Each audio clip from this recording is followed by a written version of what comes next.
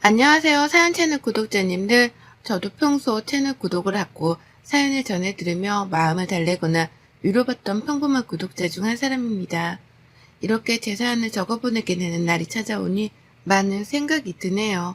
주마등처럼 스쳐 지나가는 저의 시집살이가 여러분들께 한 줌의 즐거움이라도 되길 바랍니다.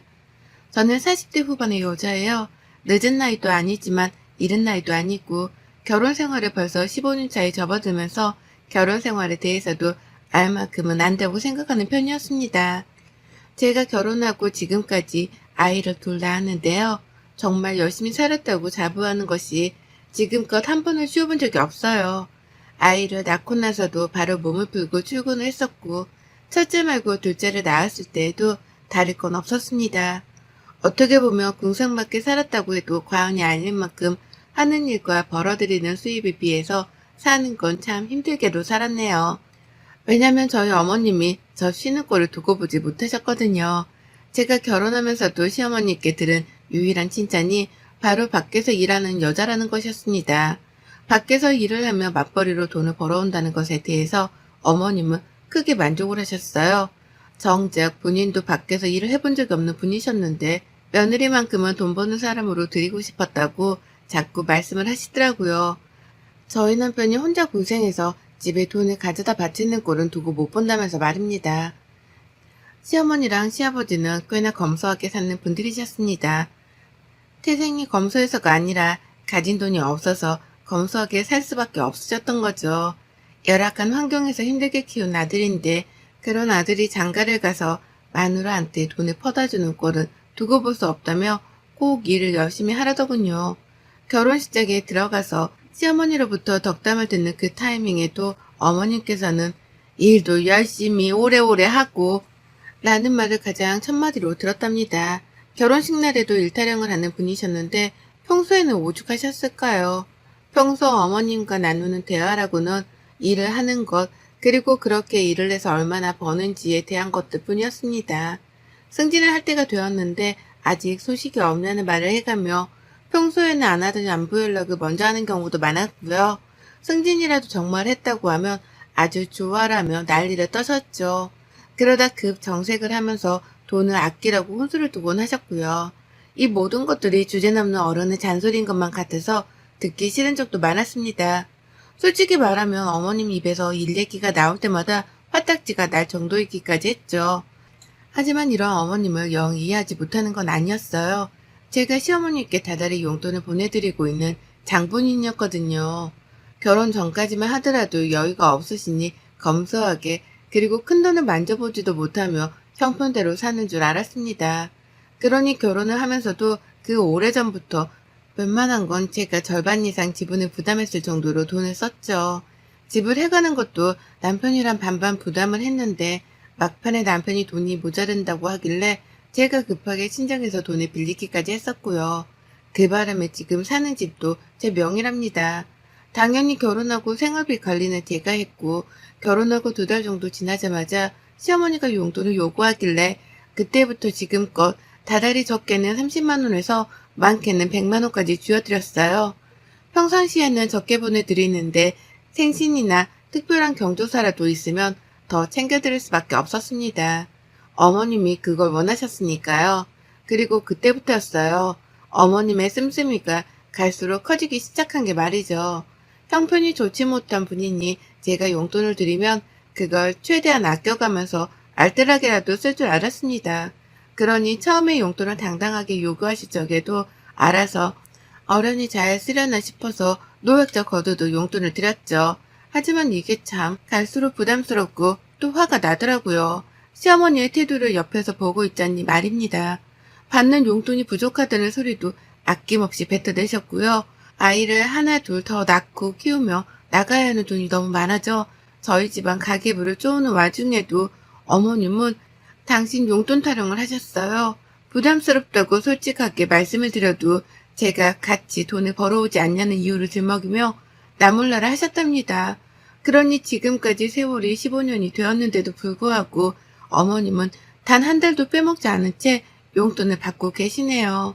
지금껏 어머니께 보낸 금액만 하더라도 적은 돈은 분명 아니고요. 그러다 제가 올 초부터 시어머니 길들이기 작전을 시작했습니다. 도저히 이대로는 평생 살지 못할 것 같았거든요. 아이들은 자꾸 더 커가고 곧 있으면 대학도 들어가야 할 텐데 시어머니가 한두 푼을 요구하는 것도 아니고 매달 본인 꼴리는 대로 달라고 보채기만 하니까 걱정이 태산이었습니다. 그리고 무엇보다 금전적인 부담감 때문에 힘들기도 했네요. 남편이랑 제가 정년 보장이 되는 직장이 아니어서 이런 걱정을 할 수밖에 없었고 먼저 남편과 상의를 했습니다. 아주 오랜 시간을 말이죠. 코로나가 터지면서는 언제 잘릴지 모른다는 부담감이 더 커져서 남편을 더 적극적으로 설득해 왔고요. 그렇게 저희는 얼마 전부터 시어머니께 드리는 용돈을 20만 원으로 줄였어요. 지금도 절대로 작은 돈이 아니라고 생각을 하고 아이 둘을 키우는 4인 가정에서 시부모님 용돈으로 이만큼이면 할 만큼 하는 중이다 싶었습니다. 저희 부부 결혼하며 아무런 금전적 도움도 주질 않으신 분들이셨는데 다달이 20만 원을 보내드리는 것이라면 자식돌이는 다 한다 싶었던 거죠. 그렇게 금액도 대폭 줄였고 더 이상 있는 대로 퍼줘가면서 살 수 없으니 받는 돈은 최대한 아끼며 쓰시라 진심으로 충고도 드렸어요. 당연히 시어머니 표정은 똥 씹은 표정 마냥 좋지가 못했지만 별 수 없었습니다. 아름다운 거절은 없듯이 이 정도는 제가 감당해야 하는 몫이다 싶었죠. 그래서 어머님이 얼만큼 기분 나쁜 티를 내던 말던 크게 상관하지도 않았고 오히려 뜻을 굽힐 일이 없다는 단호한 표정만 지어 보였습니다. 그렇게 시작을 잘했다고 생각했어요. 그런데 그때부터 어머님이 세이지기 시작했답니다. 불필요한 일을 만들어가면서 돈을 타내려고 하기 시작한 거예요. 갑자기 멀쩡하던 밥솥이 고장이라면서 밥솥 살 돈을 달라고 하질 않나. 평소에는 전자파 나온다는 소리를 해가면서 전자레인지를 잘 쓰지도 않더니 갑자기 집에 있는 전자레인지를 새 걸로 바꿔야겠다면서 새 걸 살 돈을 달라고 하기도 하셨습니다. 한 달에 한 번씩 용돈을 받으면 그걸로 뭐하다가 필요한 걸 사라며 당연히 거절을 했죠. 아껴 쓰시라고 용돈을 드리는 거니 더 달란 말 좀 그만하라고 신세 타령도 했습니다. 시부모님 잘못 만나 내가 이 나이 때껏 내 부모도 아닌 분들께 얼마나 갖다 바치고 있는 거냐면서 힘들어 죽겠다 하소연도 한참을 해봤어요. 이렇게라도 하면 조금이라도 우리 돈 쓰는 걸 아까워해 주실 줄 알고요. 하지만 그런 반응은 잠시뿐이었어요. 당신 아들한테는 돈 달란 말을 한마디도 안 하면서 제 앞에서는 돈 없단 소리를 잘만 하고 사는 것이 정말 미워 죽겠었습니다. 남편이 생활비는 괜찮냐 물어보면 니들이 그렇게 고생해서 벌어 나오는데 이 정도면 충분하지 라며 이해심 많은 티를 내곤 하셨는데요. 제 앞에서만 서면 돈이 더 필요하단 말을 반복해가며 저를 힘들게 하셨죠. 이중적인 태도 때문에 저는 더 승질이 날 수밖에 없었던 거고요. 하지만 얼마 전 어머님의 생신날이 찾아왔을 때 제가 큰 실수를 범하고 말았습니다. 어머님이 어떤 분이신 줄을 안다면 생신 때에도 그냥 어영부영 넘어갔어야 했는데 제가 실수를 하고 오지랖을 부린다면서 어머님께 선물을 사드리겠다고 해버리고 만 것이었죠. 제 딴에는 어머님이 그간 저한테서 도물대로 쓴소리를 많이 들으셨기 때문에 적어도 생신 때만큼은 사고 싶은 걸 사게 해드리고 싶었습니다. 1년에 한 번이었고 용돈을 줄이는 처음 맞이하는 생신이었으니까요. 평소에 살 돈이 필요하다면서 꺼내셨던 제품들이 커피포트, 에어프라이기 같은 것들이었기 때문에 저렴한 걸로 시부모님께서 쓰실 용도로 10만원에서 많게는 15만원으로 가격을 잡았습니다. 그리고는 당연히 어머님이 그중 하나를 사겠다 하실 줄 알고는 사고 싶은 걸 사드리겠다고 말씀드렸죠. 바로 며칠 전에도 에어프라이기 타령을 하셨던 분이셨기에 말이죠. 그리고는 어머님 생신 전날 타이밍이 좋게 주말이어서 제가 어머님 댁으로 갔어요. 그리고는 같이 선물을 사러 나갔습니다. 돈을 보내드리려 했는데 어머님이 혹시나 돈을 더블로 부를까 싶었던 마음에 제가 직접 찾아가 결제를 할 참이었습니다. 그렇게 같이 집을 나섰는데 제가 차가 없는데 어머님이 택시 타령을 하더라고요. 너무 힘들어서 지하철로는 이동을 못한다고 말이죠. 처음엔 욱했으나 일단 참았습니다. 그리고는 알겠다고 하고 같이 택시를 탔는데 글쎄 종로를 부르시는 거예요. 그 먼 강동구에서 종로를 말입니다. 택시비가 벌써 후덜덜하게 나오는 와중이었고 제 마음은 이미 너덜너덜해졌어요. 종로로는 뭐 때문에 가려고 하나 싶어서 혹 그 주변에 있는 무슨 시장이라도 가는 줄 알았습니다. 근데요, 어머님이 저를 엄한 곳으로 이끌더라고요. 보석 상점이 가득한 거리로 말입니다. 저도 처녀 시절에 그 주변에서 영어학원을 다니면서 보석 상점이 많다는 걸 알고 있었습니다. 자꾸만 그 거리로 저를 데려가려는 듯이 택시 기사님을 향해서 기사님 저쪽으로 더 가서 내려주세요 라고 하길래 진짜 이러다 보석 하나를 사달라고 하는 것이 아닐까 싶어 긴장이 되었네요. 그리고 급기야 보석 상점 앞에서 보란듯이 여기에요 라고 대답을 하시는 순간 속으로 얼마나 똥줄이 탔는지 모릅니다. 가지고 싶은 걸 사드리겠다고 한 그 말 실수 한마디 때문에 어머님이 나를 보석 상점으로까지 이끄셨구나 싶어 뒷골이 부진장 땡겼죠. 그리고 그날 저는 당당하게 보석 상점 안으로 들어가서 자신이 집에서 챙겨나온 금을 꺼내드는 시어머니를 지켜만 봤습니다. 어머님은 집에서 챙겨온 아주 조그마한 금반지를 꺼내들더니 그거랑 다른 금을 같이 녹여서 새로운 반지 하나를 만들어달라 요구하더라고요. 미리 조사라도 해온 건지 저는 뭐가 뭔지 하나도 모르겠는데 어머님은 디자인까지 미리 핸드폰으로 사진까지 찍어뒀던 걸 직원에게 보여주며 주문을 했어요. 순식간에 디자인 상의가 완성이 되었고 저는 그날 무려 109만원어치를 결제하고 말았습니다. 살떨리는 상태로 카드를 내밀었고 6개월치 할부로 결제를 하는데 저도 모르게 제 옆에서 다른 반지를 구경하던 시어머니의 뒤통수를 째려보게 되더라고요. 당연히 부담스러워서 100만 원이요? 라며 거절의 뉘앙스도 대놓고 뱉어냈지만 어머님은 듣질 않으셨고 원하는 거 다 사주겠다더니만 라며 오히려 치사하단 말씀을 하셨어요. 앞에서 직원까지 나서서는 시어머니가 대접을 잘 못 받으시네 어쩌네 하며 어머니 편을 드니까 저는 분위기에 휩쓸려 등신 호구같이 그걸 결제해버리고 만 것이었습니다. 가게를 나오며 바람이 꽤 차가웠거든요. 근데 전 피부보다도 제 심장이 더 차갑게 얼어붙는 것 같았어요. 더욱이 고맙다는 말조차 까먹은 건지 집으로 돌아가는 길조차 당당하게 택시를 잡아타는 어머님을 보며 저는 이를 바득바득 갈았답니다. 내가 지금 호구처럼 잡혀서 시어머니께 돈을 홀라당 뜯겼다는 걸 그제서야 인지했기 때문이었죠. 그간 용돈 좀 더 달라고 힘들어 죽겠다는 소리를 하셔도 잘 버텨가면서 20만 원씩만 쥐어드리고 있었는데 이렇게 허무하게 돈 100만 원을 긁어버렸다니 저 스스로가 너무 한심하고 바보 같아서 수치심까지 밀려 들어오는데 이걸 해결할 방도는 딱 하나뿐이더라고요. 바로 시어머니께 당한 만큼 똑같이 갚아주는 것이었습니다. 제가 할 수 있는 건 그것뿐이었어요. 그래서 계획을 세우고 실행에 옮겼죠. 무슨 코미디 한 편 찍는 것 마냥 시어머니를 상대로 제 딴엔 피해 복수를 감행했습니다. 100만 원의 보석값을 결제해드린 후 저는 이전과는 달리 아주 살갑도록 시어머니께 연락을 취했어요.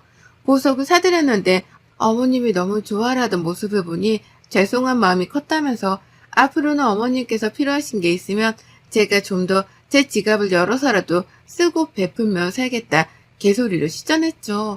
한마디로 마음에도 없는 말이었는데 입에 버터를 발라가면서까지 시어머니께 아부를 떨었던 겁니다. 하지도 않던 아침 인사 전화를 하질 않나, 돈도 필요한 건 없는지 남은 용돈을 묻질 않나, 어머니 입장에서는 제가 갑자기 왜 이러나 싶어서 정신이 나간 줄 아셨을 거예요. 하지만 제가 다른 것도 아니고 돈이 더 필요하지 않냐면서 안부 연락을 해오니 어머님도 싫진 않으셨는지 매번 장황하게 대화를 나눠가면서 꼭 마지막엔 돈이 모자란다 소리 덧붙이셨어요. 그리고 전 친목을 쌌던 중 어머님께 밥을 사달라 했죠. 용돈을 올릴지 말지에 대해서 생활비 내역도 따져보고 어머님이 뭘 더 필요로 하시는지에 대해서 들어보며 서로 많은 대화를 나눠보자면서요. 제 의도가 먹혔는지 어머님은 너무나 행복해하면서 아이고 밥 한 끼는 내가 얼마든지 사주지 라고 하며 당장 약속을 잡으셨습니다. 그리고 저는 그날 바로 먹고 싶었던 식당이 있었다며 시어머니 집 근처 고깃집을 예약했죠. 소고기집을 예약하면 겁이 난다고 안 나오실까 싶어 일부러 돼지고기집으로 예약을 했고요. 그날부로 저는 단 이틀 동안 미친 듯이 머리를 쥐어짜면서 핸드폰을 만져댔습니다. 저의 작전은 제 모든 친정 식구들을 그 돼지고기 식당으로 부르는 것이었으니까요. 한 사람도 빼먹지 않고 모조리 다 연락을 취했어요. 저희 여동생 부모님은 물론이고 이모들이랑 이모부들까지 가깝게 지내는 사람들만 연락을 먼저 취했는데도 벌써 사람 인원이 10명을 훌쩍 넘기더라고요.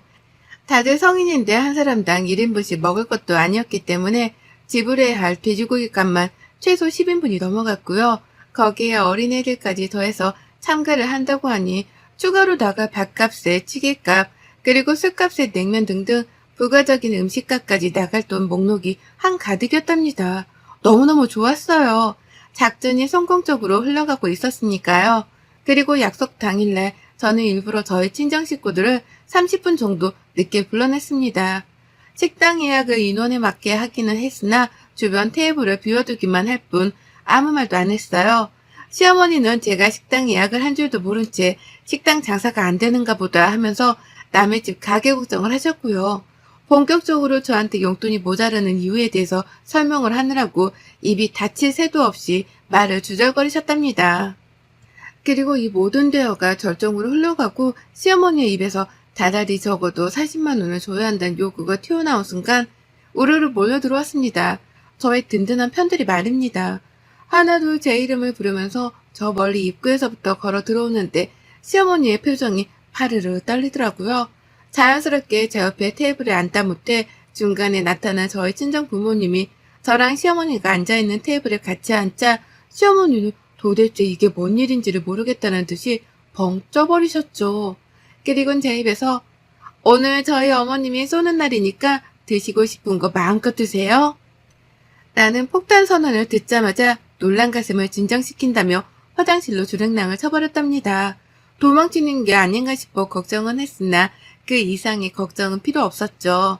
제가 벌써 시어머니 쓰는 카드를 제 손에 들고 있었거든요. 바보 같은 시어머니께서 며느리한테 용돈을 더 받으러 나왔다고 신이 나셔서는 제 입에서 돈을 더 드리겠다는 말이 나오지도 않았는데 혼자 지갑에서 카드를 꺼내셨어요. 그리고는 영수증 위에 카드를 올려놓고 이걸로 결제한다며 마음껏 먹으라 하셨죠. 자신이 카드를 밖에 꺼내놨는지 기억도 못한 채 혼자 마음을 진정시킨다고 화장실로 도망치시는데 뒷모습을 보니 딱 제발 저러서 도망치는 도둑놈 같았습니다. 저도 없는 양편의 어머님께 이런 짓을 하는 게 조금은 죄송스러웠지만 저도 똑같이 이런 상황을 며칠 전 겪었는지라 어머님께 가르쳐드리고 싶었어요. 남의 돈을 쉽게 쓰려 하는 게 얼마나 큰 상처를 주는지에 대해서 말입니다. 그 상대가 다른 사람도 아닌 가족인데 가족의 돈을 쉽게 쓰려 하는 게 얼마나 서로에게 피해를 주는 일인지에 대해서 말이죠.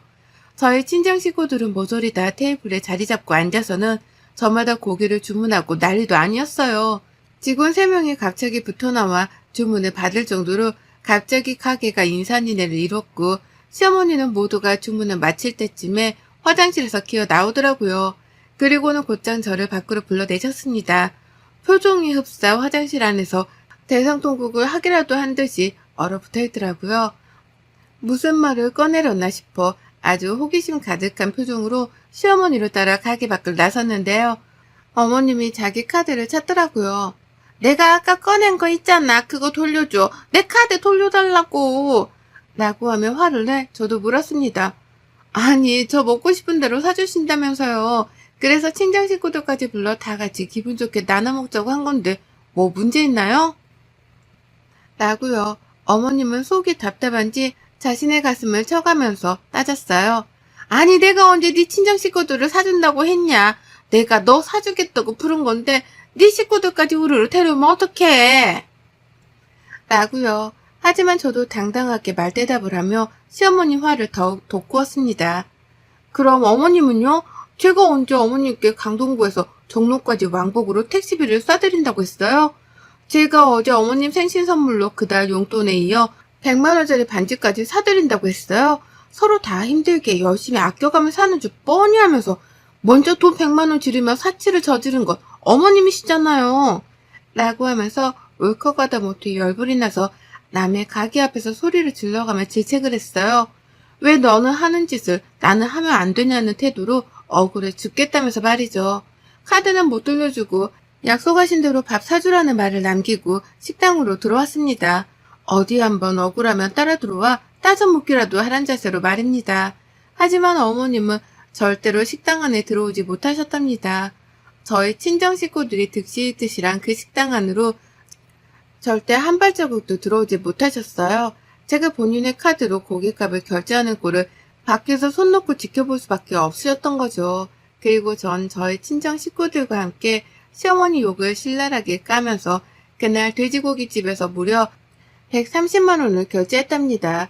결제를 하자마자 문자가 어머니께로 날아간 건지 어머님이 저한테 직접 문자를 보내오셨어요.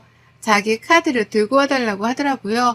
더 쓰지 말고 그대로 곧장 집으로 갖다 놔주라고 말입니다. 하지만 저는 경비가 아까우니 필요하면 어머님이 들고 가시라는 말을 남긴 채 곧장 어머님 카드를 저희 집으로 가지고 갔답니다. 이렇게 저는 시어머니가 한 것처럼 똑같이 20만 원이 좀 더 넘는 금액을 더 써가면서 시어머니께 같은 방식으로 복수를 해냈고 성공적으로 끝이 났답니다. 저희 어머님은 100만 원 긁은 거 가지고서 130만 원으로 갚아내는 저의 능력에 감탄과 두려움을 느낀 건지 그날부로 쭉 자신의 용돈에 대해 입을 아끼셨습니다. 당장 20만 원이라도 받고 있는 것에 만족을 해야 한다는 걸 이제서야 깨우친 것이었죠. 그 덕에 저도 시어머니한테 더는 돈 빨려나갈 걱정을 잠시라도 접어둘 수 있게 되었답니다. 정말 지긋지긋했는데 이제서야 시어머니의 그 입을 다물게 해드릴 수 있게 되었네요. 더는 어머님이 멀쩡한 가전제품을 새로 사야겠다 하면서 주접떠는 연락도 하지도 않고 계시고요. 저한테 함부로 돈을 달라 했다간 그 배로 자신의 돈을 써야 할지 모른다는 부담감 때문인 건지 시어머니는 결혼 이래 최초이자 가장 오래도록 저에게로부터 멀리 거리를 두고 계시답니다. 어색했던 결혼 초에도 용돈 달라는 문제로는 꼭 주기적인 연락을 먼저 하셨는데요. 이젠 생각을 달리 하기 시작한 건지 침묵을 택하기 시작하셨어요. 덕분에 저의 마음은 어머님의 목소리를 듣지 않게 되어 그 어느 때보다 평온한 상태랍니다. 진작에 돈 가지고 어머님을 겁줬어야 했는데 결혼 15년 차인 이제서야 일이 복수를 감행해본 저를 반성하면서 앞으로는 덜 소심해하며 더 대담하게 시어머니를 다뤄야겠다 맹세했네요. 어머님 덕분에 그날 저희 친정 식구들은 뱃속에 기름칠 해가며 잘 먹었습니다. 저희 부모님께서도 안부 인사 전해달라 하는데 이 자리를 빌어 모두의 앞에서 감사 인사를 전해드려요. 덕분에 고기 잘 먹었습니다. 여러분의 생각은 댓글로 남겨주세요. 오늘도 시청해 주셔서 정말 감사합니다.